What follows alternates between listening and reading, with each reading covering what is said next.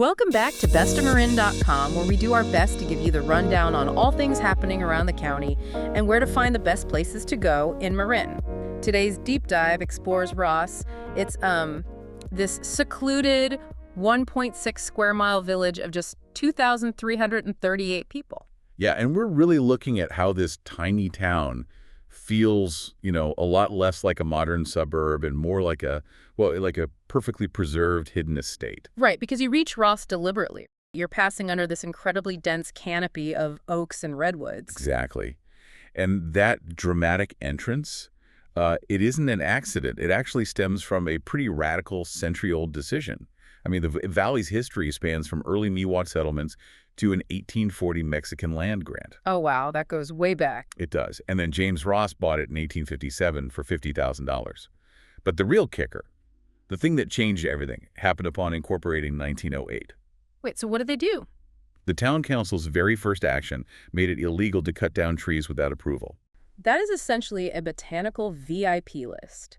They literally gave trees more protection than future developers. They really did. And that environmental foresight, treating the trees as the town's most important residents, essentially, that directly engineered the area's modern exclusivity. Yep. It gave them this intense privacy and an irreplaceable aesthetic. And it's that fiercely protected, shaded privacy that didn't just attract wealthy San Franciscans, right? It actually caught the eye of Hollywood. Oh, totally. Mm-hmm. The town's aesthetic is so authentic that they filmed scenes for The Godfather at the Ross School. No way, I didn't know that. Yeah, and Hitchcock's The Birds utilized some local buildings, too. Plus, the town boasts 5 National Register landmark concrete bridges and Ross Common. Right, the Common. Yeah, which was a 1911 land gift.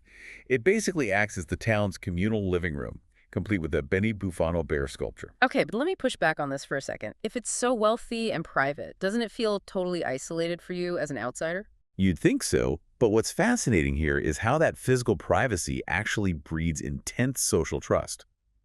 The whole town centers around its K-8 public school. How interesting. Yeah, and it's ranked in the 99th percentile, by the way. So you have the school and big events like the 4th of July parade.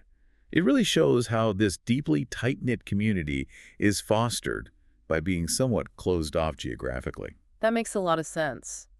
So while the historic residential architecture is highly exclusive, the natural beauty the town protects is surprisingly accessible to you as a visitor. It's a beautiful contrast, really. I mean, you have homes spanning 150 years of design with a median price of around $2 million.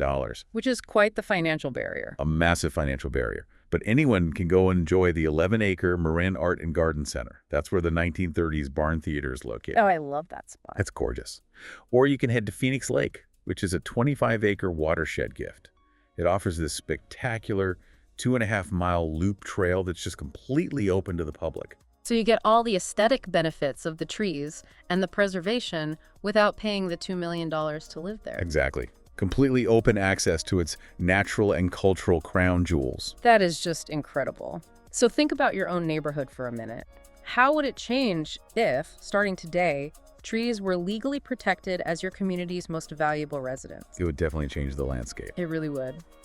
Well, don't forget to sign up to our email list for updates on our next episode and latest events. Until next time, we will catch you on bestofmarin.com.